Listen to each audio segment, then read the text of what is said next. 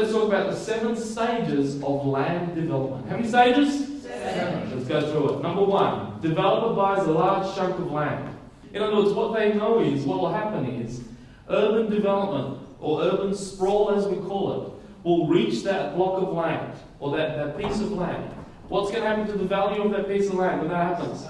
It's going to go up. At that point, the developer is going to submit plans to council. Is that going to cost them money? Yes. Once those plans are approved, the developer will then break the land up into lots. They'll break it up into lots. At that point, their plan is to do what? They want to turn it into a what? Yep, a development, which is called a what? A residential subdivision. Yeah, or a residential estate. To do that, they're going to have to put in some infrastructure. Tell me the sort of infrastructure that they put in. Roads, schools, water, sewage, lights, power, etc., etc. Parks, gardens, paths, all those sorts of things. Everything required to turn it into a livable residential estate. Okay, right. Now, at that point, they'll start selling the blocks off in stages. Why stages? To get the price up, correct. To do with the demand, absolutely. In other words, they may have X number of blocks to sell, but rather than flood the market with the entire development in one hit, they will limit how many blocks of land they make available for purchase based on the current level of demand. So, what can you tell me they'll do between stage 1 and stage 2? They'll increase the price. And then at stage 3, they'll do what? Increase the price. So, when would be a better time to get involved?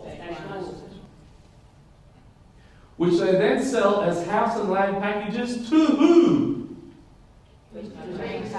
Retail investors. How many of you have ever had Coca-Cola? Yes, a couple of you? Now let me ask you, if I was to go out tonight to a really nice bar in Adelaide, dressed like this, yeah, and if there was soft music and dim lights, and everything was all special, and I ordered a glass of Coca-Cola in that bar, how much do you reckon it's going to cost me? $4? $6. I'm reckoning probably around $6. Okay? Have you seen that? Have you seen people do that? Yeah? $6. Now tell me about this glass. What would it look like? It'll have a straw. It'll have some ice. What else might I get for my $6? Probably a little bit fancy. It'll be tall. Yes. Coaster. It'll have a coaster. It'll come with the same coaster. What else?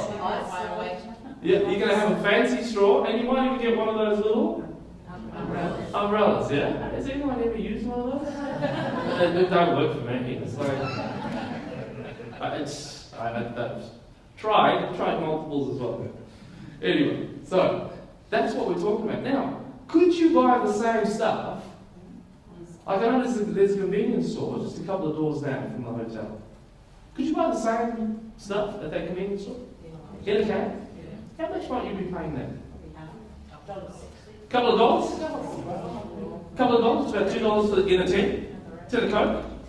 Yeah, would that be right? Now, could you buy the same thing? Could you buy the same thing at the local supermarket? Yes. Yeah? How much are you paying then? 55 cents a can.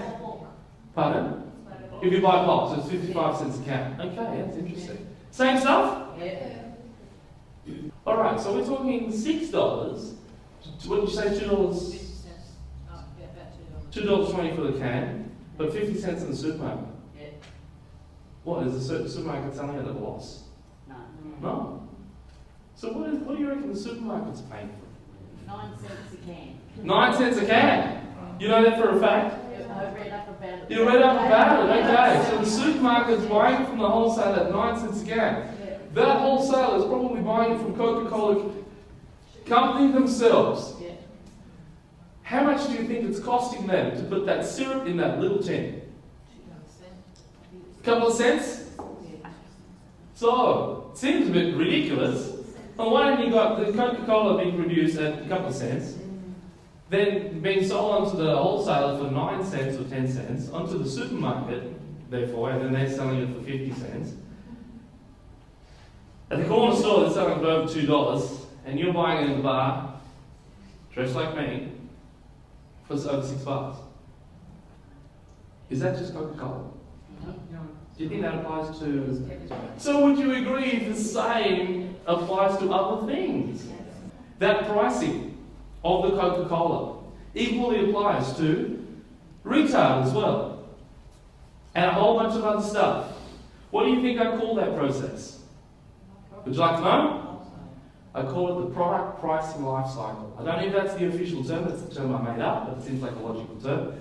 It's called the product pricing life cycle. In other words, for every step of the chain, there's an increase in the price.